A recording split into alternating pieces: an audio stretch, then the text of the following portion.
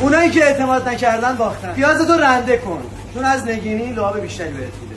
لیمو سوراخ کن یا از شب قبل بخیسون یا اینکه بنداز تو آبجوش چند دقیقه جوش بخوره تا کامل ترخیش از بین بره. پیازمون یه مقدار که رنگش تغییر کرد، گوشتایی که به صورت قرمه‌ای خورد کردیم و اضافه می‌کنیم و شروع می‌کنیم با حرارت بالا تفت دادن تا آب میمافتیش خارج نشه. بعد از اینکه گوشتمون خوب تفت خورد، سبزی که بدون ساقه تهیه کردیم و خورد کردیم به گوشت اضافه می‌کنم. سبزی تا جای سرخ کن که مثل چای بشه. من کوچولو رب قرمه سبزی میزنم. اگر نمیزدی اشتباه می‌کردی. یه بار امتحان کن حلش رو. سی رو میریزم. 10 ثانیه وقت دارم به خاطر گلدن تایمش آبجوش اضافه کنم. آبت باید جوش باشه که گوشتت سفت نشه. تلخیش که گرفته شد به خورشمون اضافه می‌کنیم.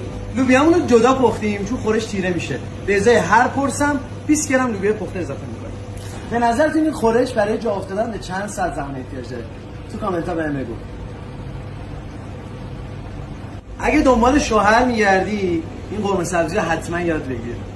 اونایی که اعتماد نکردن باختن. پیازتو رنده کن چون از نگینی لعاب بیشتری بهت میده.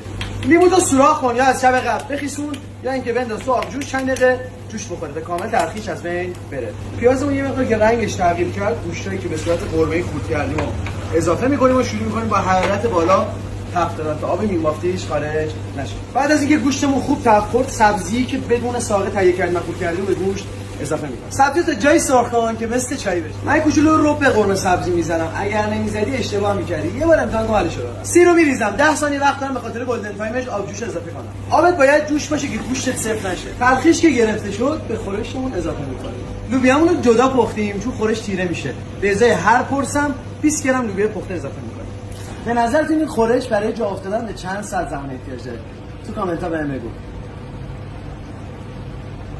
اگه دنبال شوهر میگردی این قرمه سبزی رو حتما یاد بگیر.